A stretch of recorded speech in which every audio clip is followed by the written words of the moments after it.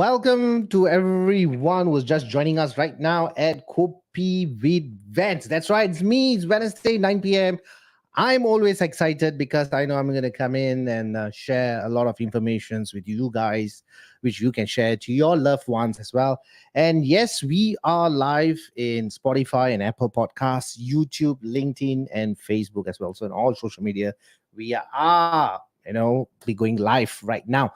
Okay, today's topic it's a bit very interesting. All right, it's all pertaining to the upper part of the human body.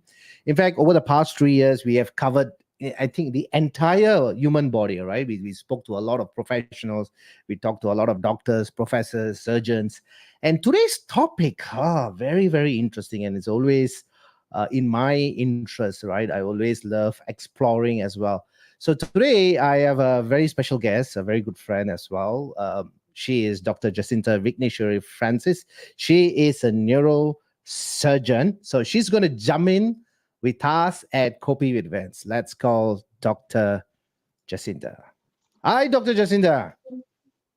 Hi, How are you there? hi everyone. Good, I'm good, great. I'm doing very well. Yeah, Um, I love yes, I think. your background, very cozy. Where Oh, are you right now? well, I'm actually in the Eastern Orient Hotel in Penang. Oh, okay. So Nice setup, very holiday mood, right? yes, of course, the Chinese New Year this year, and Right. I'm Doctor, really happy to be yes. here. Yeah, Before we jump into the topics and get started, will you please do a introduction of yourself, please? sure. Okay, so first and foremost, I think I want to congratulate Wans for such a platform because I'm very excited to be Thank you. here. And so I'm, as he has rightly said, I'm pretty much a consultant neurosurgeon who is actually based in Malaysia. And I have a special interest, and a fellowship in pediatric neurosurgery. And I think my main aim here is to, as the topic suggests, a time for awareness. So I hope that this would be a good platform for me to reach out to the community to talk about awareness. And I think you shouldn't be afraid when someone says it's about the brain. I think that's where we're very connected to each other. So thank you for this opportunity once for me to say something. Thank you, Doctor. Thank you so much for joining us. I know you have a very tight schedule. I know you've been traveling here and there, but putting aside 1 hour to share your valuable information that you have gathered over the years with us, I think is really a privilege for us to have you here and share and explore. And I think that's what our title is all about: a time for awareness. And thank you so much to be with me at Copy with Vents. Doctor, I'm going to start engaging a lot of questions as well for you before we even get started. All right, over the past 3 years we have lots of doctors came in and gave their expertise in advisors and sharing and awareness. I was told there's always the software and the hardware. So which area do you belong to, the hardware, right? Well, technically, I think yes, we do more of the hardware. We try to, I think you can't fix anything, to be honest, but we kind of try our best to make it better. So we do know about the software and the hardware. So yes, you can say we are more into the hardware, the brain, the structurally itself. Right, doctor. So that's where my Thank you so much. management is. Thank you. So we're going to go into this because we've been hearing a lot of stuff, right? Because we have neurologists which came, I think, about last year who came and give his interview, and as well today, as a neurosurgeon, All right. what do you really do, as a neurosurgeon? Oh, okay. That's a huge spectrum, to be honest. But yes, it's a very enlightening field. So we usually deal with pathologies, brain pathologies, which are linked to brain tumors, brain traumas, which needs operative interventions, not just just the brain itself, the spinal cord as well. So even central nervous system pathologies and the brain and the spine comes under us. So that comes under degenerative problems, spinal tumors as well, vascular problems like stroke as well comes under us. So it's a huge spectrum, to be honest. Before we can, if you want to discuss my spectrum of duties and my colleagues, it's a huge one. It takes a whole All right. lot of the hour. Yeah, pretty much So it's probably we will need a whole day for that for that question to be answered, right? Okay, but correct me, right, doc, if I'm getting it right. As a neurosurgeon, I think there's so much things that you can talk about. But I think there the few things that you mentioned about trauma, tumors, vascular disorders, infections of the brain or spine, stroke, or even degenerative of diseases of the spine. So much things that's been involved over here that we're going to engage. At least try to take a couple of questions for you. But the first thing that we're going to talk about is the TBI, which I'm hearing it very right. often, and I've started exploring that as well. And is this quite common, and what are they? If you can explain that, Doc. So when we talk about traumatic brain injury, so this is an acquired brain injury.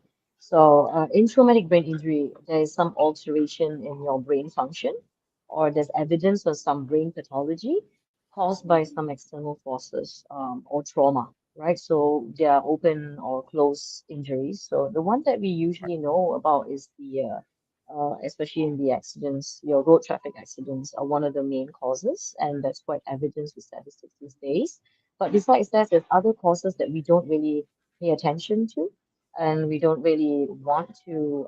I mean, we need to be aware of. So even in occupational hazards, falls at workplaces, even at home, and besides that, even the pediatric age group children who repeatedly fall down at school and when they start walking, we don't really realize that there are certain times where they actually go through some traumatic brain injury. Okay. And the other thing is not many touches on this is actually abuses as well, like even domestic Right. abuses. We do have patients that come in with a traumatic brain injury, so there's a high Hmm. suspicion when it comes to the clinician. So these are things that Hmm. could cause a traumatic brain injury. But when I said acquired, this is all traumatic causes. They're also non-traumatic causes. But since you're talking about trauma, so these are things that we want to acknowledge and Right. know that these simple etiologies that we should be Right. aware of. Yeah. Right. So, doctor, just to get it a little bit more deeper, to dive in All right. deeper, you mentioned about TBI, trauma, I mean, brain injuries. Um, Mhm. it's basically purely on impacts, as like someone get a fall or some kind of pressure, or is it can be mental, abusive, or stress or depression? Can that also cause TBI? No, so that's the thing. So when we talk about psychological disorders, that's a whole different ball game Right. altogether. But when we talk about traumatic brain injury, it's secondary to a trauma, right? Right. And I think a point we need to understand is when you talk about traumatic brain injury, we have different categories. So we have mild, moderate, and severe head injuries, right? So traumatic brain injury is not a static event. It's always Hmm. going to be evolving, so it can happen at one go and then it starts evolving for years, then you get symptoms after that. So you can have psychiatric implications that comes as a Right. complication after traumatic brain injury, but you don't have a mental stress that causes the traumatic brain injury. That's different. If they had a problem mentally and then they cause trauma to themselves by the external forces, then yes, that becomes traumatic brain injury. So we have to have a clear border on where we are Right. when we talk about traumatic brain injury. So try not to think that any psychological disorder is traumatic brain injury, right? So I mean that I hope that answers your question in some sense. Definitely. Yeah. Definitely. And also, doc, in the medical science, every day it's a new learning journey, right? I mean, something is being explored, something new comes up. But in the hardware we are talking about, as a neurosurgeon, is it something that constantly have to be upgraded, or is it something that new things that pop up? We talked about a little bit more things because I'm quite a little familiar with the peripheral nervous system, what they can do, and we are talking about if they go like a disorder, what will basically happen, doc, if someone having a peripheral disorder nerve system? Oh, so when you're talking about peripheral nerve disorders, that's a different section of it. So they are literally tracks that come from the nerves and to the brain. So there's always this highway of networks that's going on. So whenever you Yeah. have a peripheral nerve disorder, even if it's because of a tumorous swelling on the nerves, or is there this section of the spinal cord causing you to have paralysis? There are more towards the functionality. More of your motor Mhm. functions will be affected. Per se, you can't move, and then of course, based on depending on which nerve root you're talking about, which is affected, we have Right. also local nerves that gets involved, and that function of that nerve can be also affected. You have numbness, and also you can have some sensory disorders because all these Right. tracks they just don't contain motor functions. They also contain sensory functions. Our balance, Right. everything is there. When you talk about peripheral Mm, nerve disease, it can also constitute another huge spectrum of problems. And pain is one of the most highlighted problems when it right. comes to symptoms of peripheral nerve disorders. Right. So yeah, that would be more yes on my You side. know, doc, I mean, I always say this to most of my doctors, whoever comes to Kopi events. You seems like a electrician to me, you know. Of course, your profession is a neurosurgeon, but just so many nerves, human body. Like you said, the pain sensation or the movement of the ends or swelling. How do you manage this? Or rather, using the word manage, how do you go about, are you a truly a electrician? Does something like you work with the nerves, or what do you actually do in operating theater, or what is it like? We like to know about that. Of course. So as much as the studio is your theater, it's your stage. The operating Yeah. theater is my cooking, so that's my stage. So, but Okay. actually, lots of things happen when you start after the operation. That's where management happens. So we can call ourselves like I would call, in my opinion, I like to call myself as a holistic engineer, if you want to put it in that sense, Oh, occupational. so you're the engineer. So in that Okay.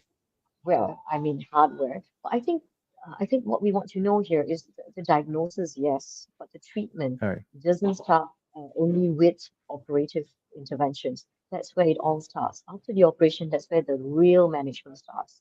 So that's where Right. in neurosurgery, it's a huge. We don't just work alone. We work with a multidisciplinary team. It doesn't happen with just one person, right? So when the person comes in, it's not just about the patient. It's about the individual loved ones, the family, right, and the community this person is living. It's a life-changing event. So whenever Right. someone comes to us, neurosurgery is life-changing. So we feel Right. our lives are changed with each patient, right? So whenever we have a team of a multidiscipline team, we're talking to, as you just mentioned, the neurologist, it could also be the anesthetist, so the critical care unit, the Yeah. nurses, which is the main role, that role play, the rehabilitative specialist, which is another whole team, nutrition. So all Right. this is evolving. It's phases where someone comes with a neurosurgical problem, there are phases, there's acute phases, there's the moderate part of the post-acute phase, and how they rehabilitate. So all this involve a lot of teamwork. So I Right. would say yes, on my part, when you look at this in the bigger picture, I don't hold the most important part. I'm actually part of the whole Right. process, the journey, right? Right. Thank you, Doc. Thank you for that. Viewers who are watching this, you can actually engage Dr. Jacintha Vikeneswary Francis, who is a neurosurgeon, for any questions if you have, or you can just uh, message us, at Kopi Events. Doc, neurosurgeon and neurologist, all right? The word neuro, both are there. So are you our best friends? Well, we're all good friends. We're all Okay. teamworks. Like, we're a Right. team. We're a team building society. When you talk about working in the hospital, you have to be, part of the team. It doesn't work with being just best friends. I think the Right. most important thing is our outcome for the patient. So, yeah, you could say. Thank you for that. Yeah. Doc, so what are the indications, right? The indicators one must see a neurosurgeon. I mean, it's not like, you're having a cough, or like, temperature is running up. Hey, I may have COVID. People go and check with a GP, and, you get diagnosed with certain medications like Panadol or cough syrups and so forth.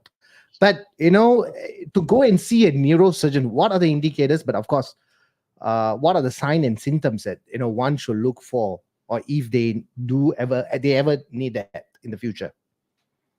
Okay, so okay, I'm gonna go back to the focus of traumatic brain injury, so that at least we have some context Right. because it's as I said, the spectrum is really big. But with regards to trauma, brain trauma, I think the first person that any individual sees is the emergency unit. From there, they will actually do if there are signs and symptoms. So what kind of signs we're talking about? So let's focus on something mild. If it's a severe head injury, everybody will know that critically we will be involved Mhm. immediately at the first. point. But when it comes to the mild head injury, when someone falls down and they come into the emergency room, they're not, I'm having a headache. You know, those are the signs that we're talking about, headache, sudden vomiting, and they're not just about just this kind of signs. People forget, a lot of forgetfulness. We call them Right. amnesia. We tend to Okay. forget what happened, what where you were in, which problems were you in. So these are few signs, and most of them will have giddiness, and then suddenly, they'll say, I mean, am I supposed to see someone? And there are certain indicators where the emergency physician would decide whether they need to go in for an imaging or not. Now, besides the symptoms, we also have clear symptoms would be having a weakness of your limb and the persistent vomiting. Yes, they'll go ahead and do an imaging. But when you have these subtle signs, there are also other Mm. underlying issues that we need to think of. If someone's under blood thinners, someone has stroke before, they have other underlying medical illnesses, that we're a bit worried. Somebody older, more than 65 years old, these are indicators where a CT scan will be done, and then they will refer based on the CT scan whether we get to do a neurosurgeon will see this patient or they would have to send the patient back for an appointment. Now, this is where I think there's a lot of indicators that are different, to be honest. And to me, we forget about the mild symptoms and then we tend to send the patient back. But we actually can see Right. patients which are having concussion, we call them concussions. So when you have these symptoms, we will actually have them tell them about red flags that we need to be aware of. So if you send them back, this 24 to 48 hours is very important for us because the rest is important for a concussion Mhm. patient. Let's say the CT scan is normal, you don't see anything, right? So I think one needs to understand concussion, even though it's a mild head injury, it doesn't have any structural injury. You can't see anything in the scan. But what is happening is there's a temporary electrical stoppage of your Mhm. network, right? When that happens, we tend to shut down a bit. We need to actually kind of conserve our energy, to be honest, right? So these 48 hours, even though you do not have any things that need surgery, but you need to have that proper rest. That rest is really important for the brain, right? However, we will inform the relatives on the red flags. Now, let's say the headache becomes worse, or suddenly there's new symptoms, the vomiting becomes even persistent, and then Mhm. their conscious level becomes a bit of a drag. They don't really understand things. They become a bit slow. Then these are all red flags of one going back to the emergency room as soon as possible. So what you might not see then might be visible in the scan later. So these are things that we need to be a bit aware. Now, physically, if someone had an injury, an open injury, it becomes a bit easier for us to go ahead with a scan and advise accordingly. So not all head injuries have to have a lesion or something in the brain for it to be a problem or an injury, right? So I think when you are having an injury, the impact of the injury, whenever the movement of the injury, whether it's a blunt injury or just with the movement of the car itself, this acceleration and deceleration that happens with your brain, it stretches the nerve cells, what in any way. So this might not be apparent, might not be obvious. The functions might not, or whatever dysfunction might not be obvious at that moment, but it can be obvious later, maybe after 2 weeks. So we give a good 2 weeks of observation for these patients with concussion, right? So what I'm trying to make people aware here is concussion is not something that you would have to take lightly, even though it's considered a subtype of mild head injury, because you've been told that it's normal. Nothing's wrong with you. You did a scan, it's normal. So why should I be worried? But at the same time, you feel something is just not right. And a lot of these patients will have other symptoms which will come up, not just headache, we start having cognitive problems. And I think this has been very evident in patients who are working, especially in the younger age group. They tend to be Right. more forgetful after that, after this injury, and then they can't do their work. They seem to be more sad, depressive, like not themselves. So, but they feel something is Mm. wrong because the doctor said they're fine, right? So this is where Right. I think the awareness need to be enforced. So your indicators, when you talk about indicators, these are things that people need to know that it's also a situation. We need to address it as early as possible. The earlier you address these situations, it helps you to go back to work. So just because you had a concussion doesn't mean you can function immediately. these signs and symptoms would tell you that you need time, you need graded activity to go back to work, right? So I think indicators for severe injury is very obvious. Definitely will be seen by us. There's an operation. But when you talk about mild and moderate head injuries, these are the ones where you have a gray area, whether or not to refer to us. So yes, you can refer to us when there are these situations where we work with the other teams, as I told you. If there's an obvious lesion, like a bleed in your brain, obviously we will be the one to address whether or not to go in for operation, to observe, to repeat CT scans. So when someone comes in for a traumatic brain injury, for instance, it's not going to be a one-off situation, as what you said, cough and cold, finish story and get Yeah. leave and that's it. No. It's going to be repeated amounts of observation and maybe repeated amount of coming back to see the doctor to understand, not just the doctor, maybe the rehab specialist, the OCT, even the psychologist. So these are where we need to get the indicators for mild head injury sorted. I mean, So definitely, doctor. I mean, from from that few minutes that you explained about, I think that's so much of varieties that you are looked about. So that's where the holistic team comes in, right?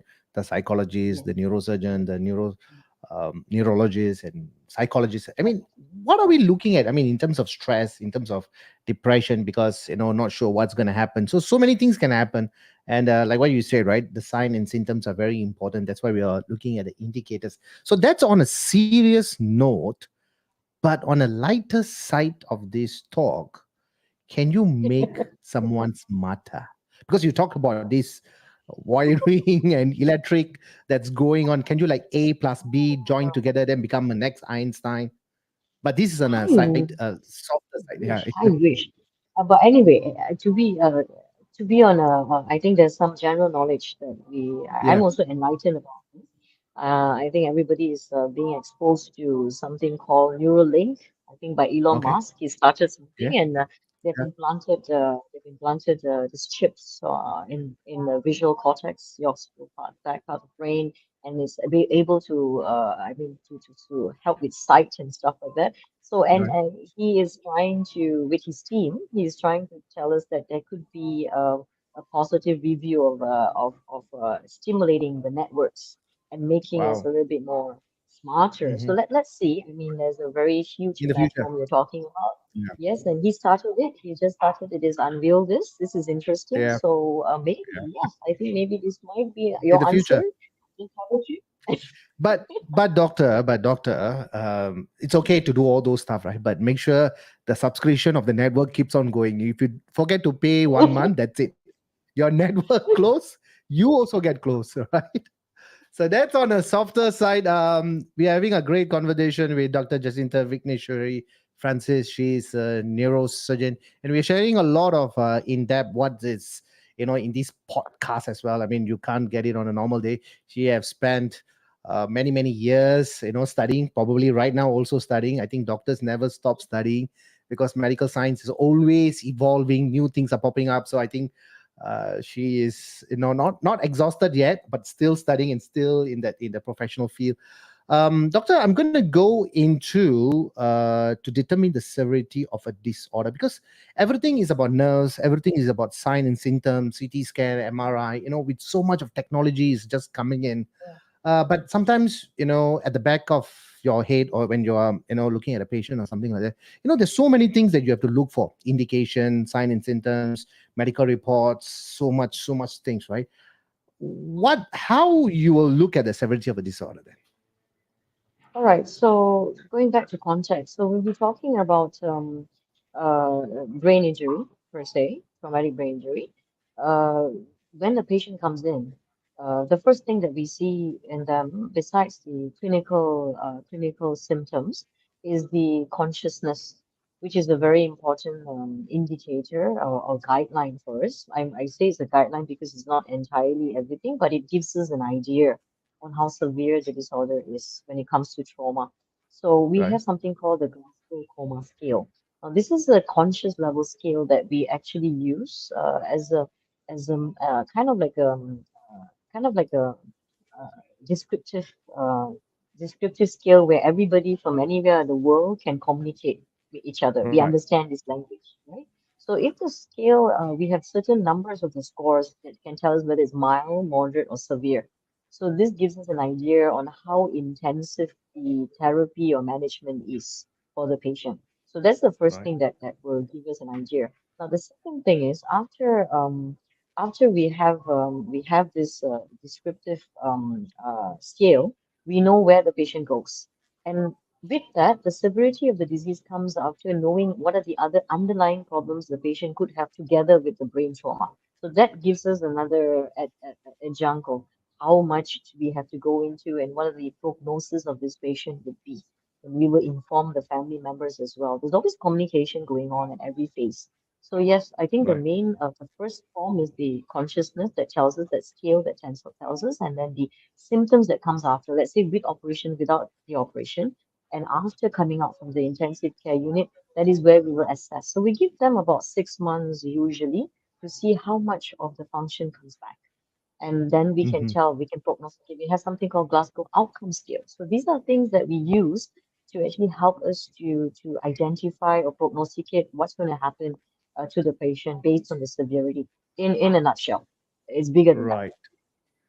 Thank you for that, Doctor. I know this topic can be stretched out for days, months, and even years, but we are trying to get all in compact answers, which obviously very useful because I'm learning. I'm sure viewers also learning, and thank you for sharing. Doc, we are going to go for the next question, and the next question is something like this. We're going to talk Mhm. about dementia. So, dementia falls under neurologist or neurosurgeon. Actually, it's more for neurologists, to be honest. They are Okay, very much into the all right. neuro. So, And well, but are then, these age-related diseases, or is it can come in because yes. everybody's forgetful at some point of time, but as we age it becomes more obvious, so just a question. So, okay, dementia can be, again, as an acquired thing. Yes, there's age-related dementia. There's something called vascular dementia, secondary to strokes. There's Yeah. also secondary to tumors that could also cause dementia. And also dementia secondary to any brain pathology per se, even traumatic brain injury, will increase the risk of having early onset dementia. So yes, dementia is again, a very broad topic that has many classifications at the moment. So of course, someone comes in, the neurologist will have to do these. They have their own scoring system to actually Right. classify what kind of dementia you have, depending on the imaging, and so yeah, that's where we're at with dementia. If you ask me, in my point of view. Okay. So yeah. Thank you, doctor. Thank you so much. We are already at 33 minutes into the podcast. We are live at Spotify and Apple Podcasts as well. So you can actually listen to that, and you can also share to your loved ones. Of course, you can engage Dr. Jacintha with lots of questions after the show as well. If you can type in the comments when she has the available time, she definitely will try to answer that. But as we are going in more, a little bit more deeper, before I know you have few questions for me to answer as well. I'm not sure. I'm not doctor here, but I'll try my very best. But non-medical related questions that I will definitely will answer that. Doc, so we are right now in with medical science have improved so much, probably over the decade, as we are now advancing into there is also recently I did a podcast where they use these holograms and look into the organs while they operate it, and that's becoming advanced to help as a tool for surgeons as well, to explore, to make it much more easier, to make it less errors, and even to understand about these organs as well. Where we will be in the next 10 years, because AI already coming in. I know there is no confirmed answer, but looking at this, do you think in the future, where robots will be doing these complicated surgeries, or do you think humans still the best? Because sometimes we are controlling the breathing, the heart rate, the emotion, and so forth. But of course, when you are in that theater, you are a person operating in the human. So where we are, where we will be. I know it's a tough question, Doc. Or is it easy for you? Oh, no, I think there's no such thing as an easy or tough question. I think it's just challenges that we want to do, and I think this is a Yeah. very timely question. We at the moment in neurosurgery has come up pretty much more than 50 decades. We've come really far. We've actually started using neuro monitoring. We've got something called image guided taxi, and we've actually come up with lot of adjuncts. Again, I mentioned adjuncts because the main operating tool is us. With our microsurgical anatomy knowledge, is it's always something that is our basis, is our essence. Now, robotic surgery has also started way already about at least about 5 to 10 years. We got robotic surgery in. However, we don't use robotic surgery as the main function. It's also, again, an adjunct to certain cases. But at the moment, as you mentioned about AI, it's very interesting because AI, as I just told you something about Neuralink, now AI is one thing that's coming up in the picture after Mars has spoken something about it. And yes, I think there will be a role where we will work together in some sense. I think you cannot have one or the other working as an on their own because together I think maybe we could make it better. I think the whole idea is making a better outcome.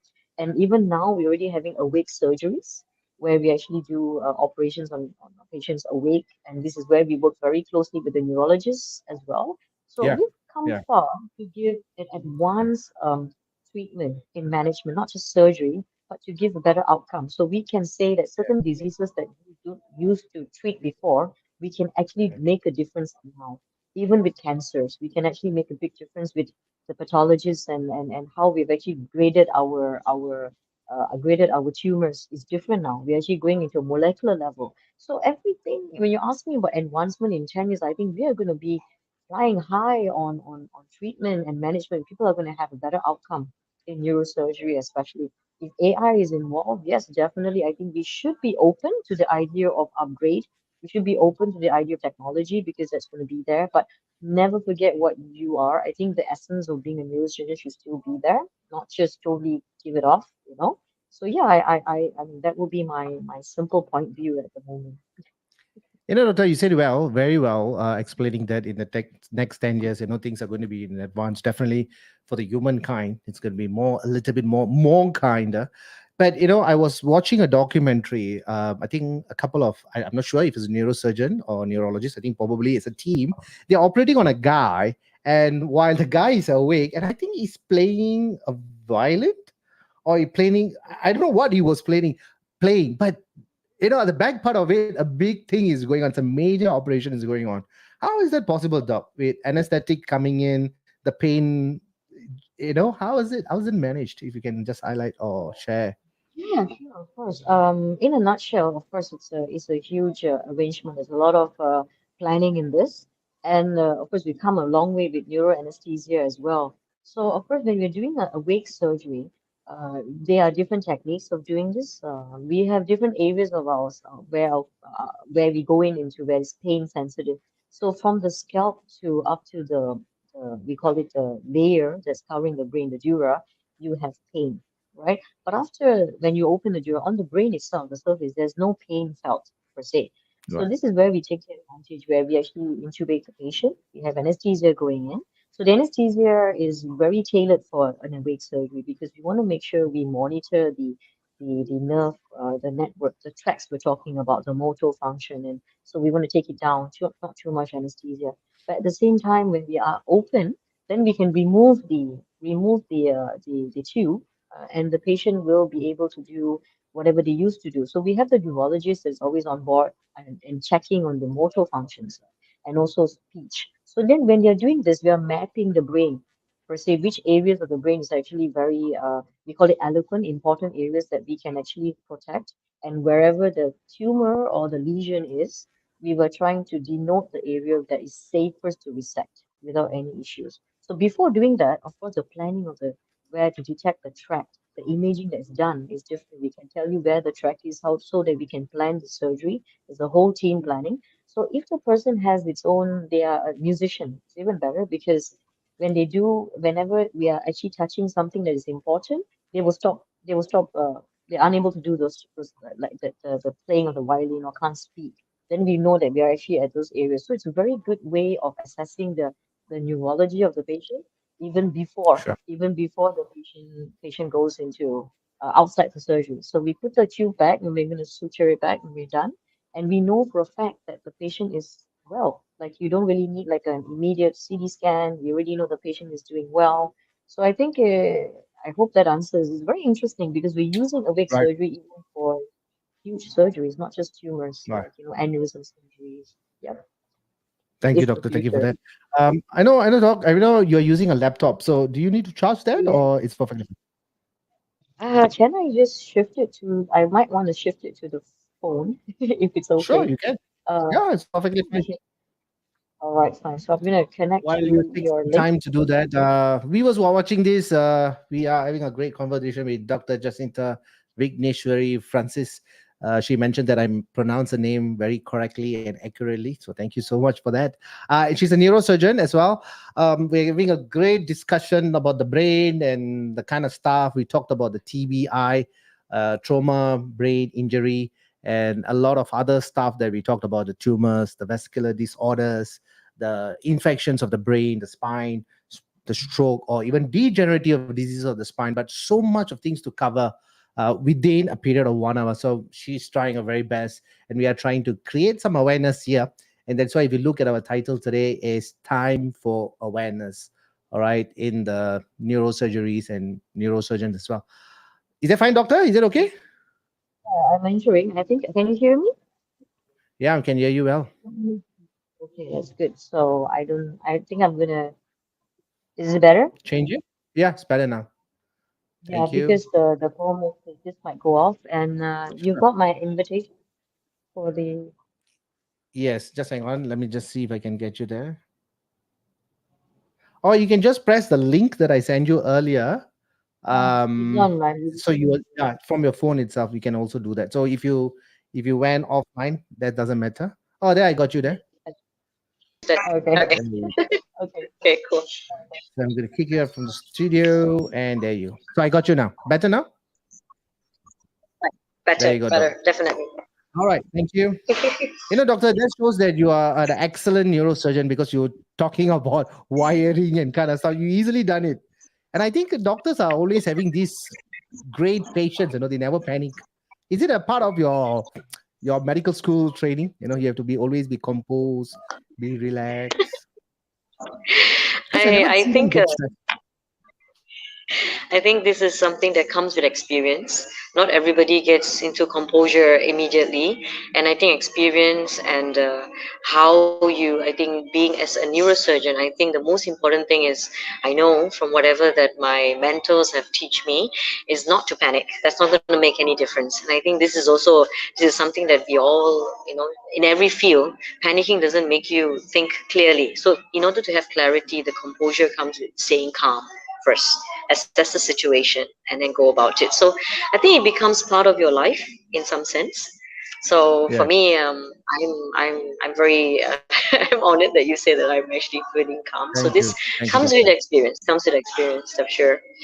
Um, Wes, I want to touch about something because Yeah, please go ahead. when you were mentioning, when you were mentioning about the indicators, and I was talking about, because based on your mental health situation that you're having Yeah, this month, I think I want to highlight something, if you will allow me to, sure, please because go ahead.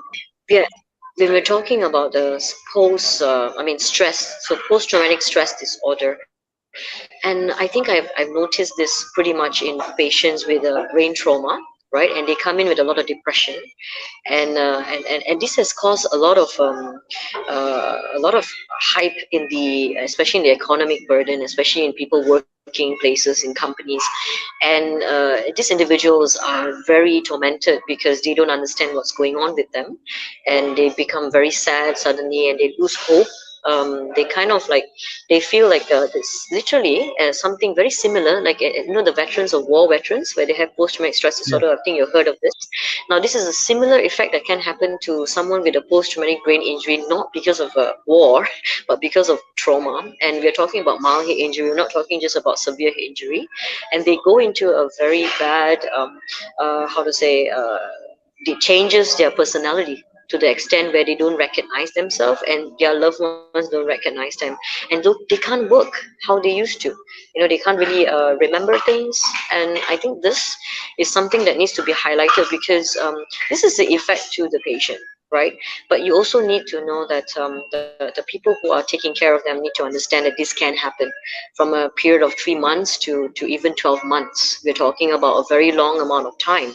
And then to the community. Now, when I say community, if you're not aware of this, the people who are in the companies, people who are running businesses, who have in with this kind of thing, is going to make things kind of worse episode of stress, because they don't understand what's going on with them, and then they have this part where they feel that they're malingering, or they're just putting out some kind of excuse not to work. I think that needs to stop.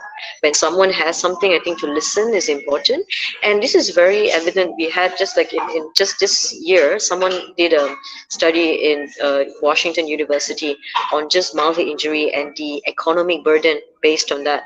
So they found that the patients who came with multi injury, like this concussion, who had the injury, after 2 weeks they will stop working, and then after, Right. even sometimes after 12 months it stopped working. However, and this reduced, this is like 59% to 17%. Now, if they found, if the the company actually gives some amount of help, in a sense of counseling, giving some leeway on the change of job to go back to work gradually, they found that no, at least less than 5% actually leave the job. They literally come back to work. So I think the awareness of the people, the public, and whoever that has this problem need to understand that change, how to accommodate that change, right? So yeah, I thought of putting that in as a note, Thank you, since doctor. you Thank mentioned you. stress.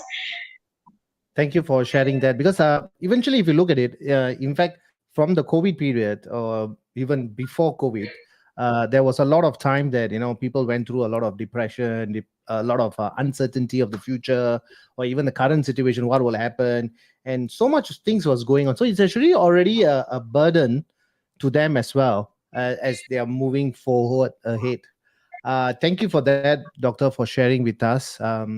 Yes, doc. So I know that you have a few questions to ask me. That's a bit different because usually I'm hosting it. So I know you're going to flesh that. So let me just read that from your point of experience and exposure, especially in the media world. Beside what you're already advocating through your podcast, what are the other ways using medias that we could do to reach out to a wider spectrum of community to create such awareness in TBI? Actually, doc, to be very honest, even when you're talking about TBI, right, it's not something new to me, but I've heard it before, but not as much as what we are talking about this topic, a time for awareness. Sometimes it's very important, right? I mean, if we really look at it, we are living in this piece of body, but unfortunately, most of us doesn't even know what our organs do for us at some point of time. Even like the heart or the kidneys or the liver, we know basic stuff, but you don't really go into the anatomy of breaking down into molecules, or you dissect it and look into it. No, but there are always signs and symptoms of understanding of a human body. If you have a pain, there must be a problem. If you're tired, you go to rest. If you're feeling thirsty, so much of things going on the outer part. But when we create a lot of awareness, especially in the media world, in fact, to be very honest, you was asking about TBI. Actually, in fact, not at all. Trauma, brain injury is not well spoken about. And I think it's a very great honor to speak this in Kopi events, because I love talking about things that's pertaining to the human body, and that's what Kopi events is all about. It's about health, it's about fitness, a very holistic approach. And in fact, I learned something today. We talked about a lot of stuff, and I'm definitely going to take back that, and explore even more further. But obviously, bringing this into the podcast will be a very good exposure, which I believe, because these can be shared. Nowadays, people do not want to watch as a video as most of the time, because people are always on the go. If you're driving, you can't be watching video and driving. Then you're asking for some kind of a problem, uh, concentration. But I think in the whole itself, I think people are just listening to podcasts. So I think podcast is the way to go about of understanding. If you want to know about a certain product, or if you want to know about certain food, or even to understand about a certain thing, people nowadays go to the podcast because it's available out there, especially in Spotify, Apple Podcasts, and even in all our social media platforms. If we use it for our benefit, I think we definitely can and progress and learn and improve. But of course, most of these informations that's coming up from the in the internet world, we have to be careful as well. Sometimes it can be in error, or someone who is not really qualified to publish a certain journal, or if there's no credentials, then it's mispresentations, right? And can happen there. Doc, I think we are seeing you on the sideway. You went on a sideway, Doc. Okay, we lost her. All right.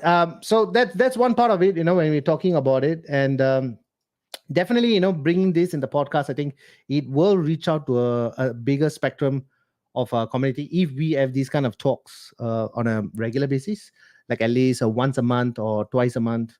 Maybe engaging like a big like a podcast, with the group chat, group presentation. I think that will definitely will help out. Have I answered that, Doc? Yes, I think, yeah, you talked about group presentation. That's great. I think Yeah. because your platform is podcasts, it's amazing that you have Yeah. something. But I think because social media has taken a huge role in the community, the society these days. So I think there are many ways, like as I mean, they're like TikTok and Twitter, and they're doing all these things to advocate. So I think it's a good platform to use just Thank to you. even talk about awareness. And yes, I think you I mean, I'm happy that you're putting more effort to put it out there. So hopefully Thank you. to see more things on that. Sure. I am the little Papa Smurf. That's I what still can't get on my head wrapped around that. I can't get my head wrapped around a Thank you, Doc. I know you have another two more questions for me, so you can flesh it out. What are that. the Okay. views on awareness level, especially on this topic in your country, Singapore? Yeah, and do you think creating such awareness is, yeah, definitely. But is it the Doc, the I as I mentioned in the earlier question that we have talked about, we only start to become aware if we want to know something, right? The wanting to know is a very important, powerful tool. It's just like you want to always, you're hungry for success, you're hungry for learning. And by learning, you are improving, and the future looks brighter because that's how our life is. But often, when something happens, then we will start to explore. So my way of approach is, we always should be ready. You must be always be super ready of understanding the human body, or even any certain type of topic that we want to talk about. But I think this topic is very important because it actually explores, right? And can go out to everywhere, because now we know that concussions are such a dangerous issue. It's something to be looked into, not oh, it's fine. Certain things that I think creating it on a bigger platform, like an awareness, I think it's very important. So I totally agree with that. But as of now, I mean, in terms of my knowledge, in my spectrum, I don't think so this is a big topic that is talked or spoke about in the country that I am right now. Yeah. Right. Okay. Thank you for letting me know. I think when we talked about concussion, it's a huge Yeah. thing. After I think there was a movie even done on concussion. I think Will Smith was acting in it, and concussion came about only with the NFL Mm. football players, and that is basically because of a chronic. We call it a chronic traumatic encephalopathy. They had problems only after maybe 10, 15 years of concussions, repeated amount of hits to the head. But I think concussion is also something that happens in the other types of head injuries. So yes, it's interesting that this basics of what we found is still not something that we know. So yep, thank you for letting more let me know about the status in Singapore. Thank you, Doc. I'm sure we can organize a podcast even more on a topic that will interest a lot. Maybe you can do like a holistic approach as well. Thank you, Doc. Yep, yep, that's for sure. Yeah. So that's for me. I think. Yeah. Do you have a personal experience that would like to share or relate to the importance and awareness of TBI as a concern, and what will it take our message from today's talk? I mean, as an individual, I think today I've understand a little bit more, especially that we talked about a lot of TBI, and not only TBI, but you spoke about a couple of stuff that you do, but in a very compact way of understanding, which I think probably you are a engineer, not an electrician, but with that kind of skill. We talked about the trauma, the tumors, the vascular disorders, the infection of the brain, the spine, the stroke, the degenerative of diseases of the spine. But of course, these are so much of topic that we can even dive into. And if each segment we go in, I think probably we will take days and hours and hours. But I think very important that we need to listen to our body. Doc, I like to use the word the car, right? Even though we can go 100 kilometers per hour in the car, there's still a brake.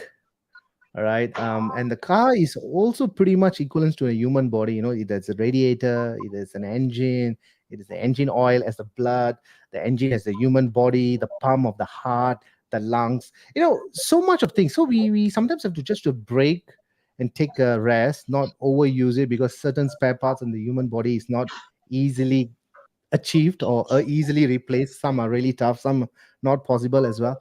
So I think we need to listen to ourselves and be very careful about what's happening around us. And creating this awareness on TBI is also very important, because if our loved ones or if our friends, if we ever heard about it before or heard this situation or they are facing, we can definitely can look into and say, hey, probably you might want to go and check and explore. So I think definitely for me, I think it's a great topic that we spoke about today. Thank you to you, Doc. Oh, it's a pleasure. It's my privilege to have that opportunity to Thank tell you you. about it. And yes, we are now at almost 58 minutes. We have come almost close to the ending of the session itself.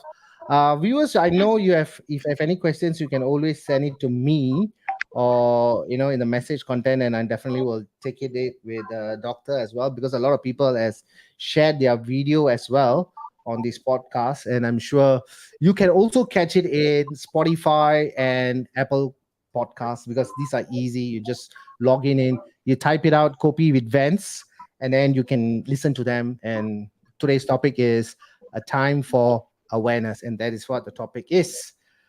Doctor, before we end the show today, any wisdom words from you? How to be more composed, more relaxed, be more meditative, or anything that I you think want to say about? Yeah. I think again, I feel very privileged today. I'm very happy that I could speak to at a platform to people. And to be honest, my teachers for me, besides my mentors, have always been my patients, and they taught me that life is always changing. It's change is always a constant, and I think the most important thing is to appreciate, to embrace whatever you have as a person, and don't look at a pitfall. Like, even if you had trauma, and I think take it as an opportunity to look for the new you. There's always this. And yes, the psychological changes that I have been exposed to I mean, it was a privilege from my patients. I knew that how fragile life could be in every moment. And so I think having to discuss this topic itself, I feel I'm bringing the voice of all my patients as well with me. So yeah, I think live life in a very happy, mindful note. Always knowing that, be aware, be present. So I think that gives you that calmness and appreciation of everything around you. Thank you, doctor. Thank you so much. It's definitely another privilege for me to have a neurosurgeon. This is the first time we have a neurosurgeon at Kopi Advance. It's my privilege. I think we have pretty much almost 90% we are already covered. I think there are a few topics that we have not covered is the what do you call that? What do you call the plastic surgeon? Sorry, what do you call them? Plastic surgeons, what, reconstructive surgeries? Yeah, we have not covered the Okay. topic yet, reconstruction surgeries, Okay. because it's also an awareness, and yeah. So I think it's a brilliant to have you here for this topic. Thank you, doctor. Thank you so much, and we Thank you. definitely going to stay connected and explore more Yes, talk sessions in the future. definitely. Thank you so much. It was a pleasure. Thank you so much, doctor. Have We'll talk very soon. a good Cheers. evening, Bye everyone. bye. Yes. All right. Bye. All right, so that's Dr. Jacintha Vikeneswary Francis. She's a neurosurgeon. It's a great pleasure for me to have her on board and talk a lot of stuff. If you understand about the human body, all right, it's so complex. Even people, I mean, even doctors, like experts like Dr. Jacinta is still studying. A doctor's life. I think, wow, the amount of doctors that I have interviewed looks a bit stressed, but they always look very composed and very relaxed. I think it's very important because they are always doing a service to the humankind. And to understand the body, I don't think so ever anybody have mastered it, because there's so much of things to learn about and understand, and possibility of cure, prevent. And I think these are the very important topics that we try to bring in at Kopi with Vents. And I think it's been a great pleasure for me as well to understand about these topics, and to share and to create an awareness. And that's why, if you look at today's topic, it's a time for awareness. It's me, Vance, another beautiful Wednesday at Copy with Vance. I'll be catching you soon on the next topic, a very interesting topic. And that's what I've been saying for all these years. It's almost 3 years right now. Interesting, interesting. Yes, I'll catch you then. Have a pleasant evening, and catch ya. This is Vance. Adios, amigos.